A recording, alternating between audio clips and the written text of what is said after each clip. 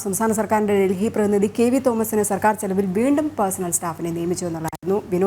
വിനോദ ഇത്രയധികം രൂപ മുടക്കി എന്തിന് ഇങ്ങനെ ഒരു പ്രതിനിധിയെ ഡൽഹിയിൽ വെച്ചിരിക്കുന്നു എന്നുള്ളൊരു ചോദ്യമാണ് ഒന്നാമത്. പോരെങ്കിൽ പേഴ്സണൽ സ്റ്റാഫുകളുടെ എണ്ണവും കൂട്ടുന്നു. ഈ പേഴ്സണൽ സ്റ്റാഫുകൾക്ക് കൊടുക്കുന്ന കാശുണ്ടെങ്കിൽ ഈ സാമൂഹിക ക്ഷേമ പെൻഷൻ അടക്കം ഈ മറിയക്കുട്ടിയെ പോലുള്ളവർക്ക് അടക്കം കൊടുക്കാൻ കഴിയുന്നില്ലേ? സർക്കാർ വീണ്ടും എന്തിനാണ് ഈ രീതിയിലേക്ക് പോകുന്നത്?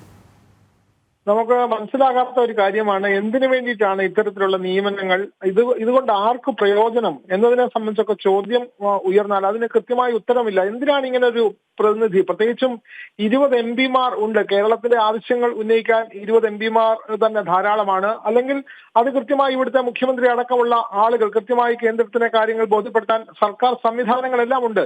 ഇതെല്ലാം ഉള്ളപ്പോഴാണ് യാതൊരുവിധ മാനദണ്ഡങ്ങളുമില്ലാതെ നിലവിലുണ്ടായിരുന്ന ചട്ടങ്ങളെല്ലാം മറികടന്നുകൊണ്ട് ഒരു പ്രത്യേക പ്രതിനിധിയെ ഡൽഹിയിൽ അങ്ങ് നിയമിക്കുകയാണ്.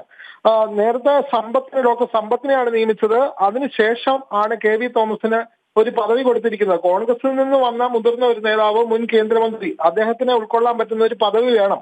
അതിനുവേണ്ടി ഒരു പദവി ഉണ്ടാക്കി ഒരു ക്യാബിനറ്റ് അദ്ദേഹത്തിന് നമ്മൾ ഓർക്കണം, ക്യാബിനറ്റ് റാങ്കോട് കൂടിയാണ് അദ്ദേഹത്തിന് ഈ പദവി നൽകിയിട്ടുള്ളത്. അദ്ദേഹത്തിന് സർക്കാർ ചെലവിൽ വാഹനം, അതുപോലെ തന്നെ സർക്കാർ വസതി, അതുകൂടാതെ 4 ഓഫീസ് സ്റ്റാഫുകളെ അനുവദിച്ചിരുന്നു നേരത്തെ തന്നെ.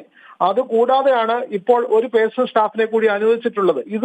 ഇത് ആർക്ക് വേണ്ടിയിട്ടാണ് എന്ന് മനസ്സിലാവുന്നില്ല. എത്രയോ ലക്ഷക്കണക്കിന് രൂപയാണ് ഓരോ വർഷവും ഇത്തരത്തിൽ ചെലവഴിക്കുന്നത്. പുതിയ പേഴ്സണൽ സ്റ്റാഫിന് തന്നെ 44,020 രൂപയാണ് മാസ ശമ്പളം. നേരത്തെ ഒരു വർഷത്തെ മുൻകാല പ്രാബല്യത്തോടു കൂടി നിയമിച്ചപ്പോൾ 5 ലക്ഷത്തോളം രൂപ അത്തരത്തിൽ കുടിശ്ശികയും കൊടുക്കേണ്ടി വരുന്നു. ഇതെല്ലാം ആശ്രിത വത്സരന്മാരെ സുഖിപ്പിക്കുന്നതിനും അവരെ സന്തോഷിപ്പിക്കുന്നതിനും വേണ്ടിയിട്ടുള്ള നിയമനങ്ങളായി ഇതിനെ നമ്മൾ വ്യാഖ്യാനിക്കേണ്ടി വരും. ഇതൊന്നും കൃത്യമായി ഇതിനെതിരെ വിമർശനങ്ങൾ ഉന്നയിക്കാനൊന്നും പ്രതിപക്ഷത്തിന്, പ്രത്യേകിച്ചും UDF-ന് കഴിയുന്നില്ല എന്നുള്ളതും വളരെ സങ്കടകരമായ കാര്യം തന്നെയാണ് രജനി. ശരി, എന്തായാലും സാമ്പത്തിക പ്രതിസന്ധിക്കിടയിലും ഇത്തരത്തിൽ പേഴ്സണൽ സ്റ്റാഫുകളുടെ എണ്ണം കൂട്ടുകയും അവരുടെ ശമ്പള വർധനവും ചെയ്യുന്നത് സർക്കാരിന് നാണക്കേടുണ്ടാക്കുന്ന ഒരു കാര്യം തന്നെയാണ്. ഇപ്പോൾ കെ.വി. തോമസിൻ്റെ, സർക്കാരിൻ്റെ ഡൽഹിയിലെ പ്രതിനിധിയായ കെ.വി. തോമസിൻ്റെ PA-ക്കാണ് ശമ്പള വർധനവ് ഉണ്ടാക്കിയിരിക്കുന്നത്. അസിസ്റ്റന്റ് PA ആയിട്ട് വർഗീസിനെ നിയമിക്കുകയും 44,000-ലധികം രൂപ ശമ്പളവും നൽകിയിരിക്കുന്നു.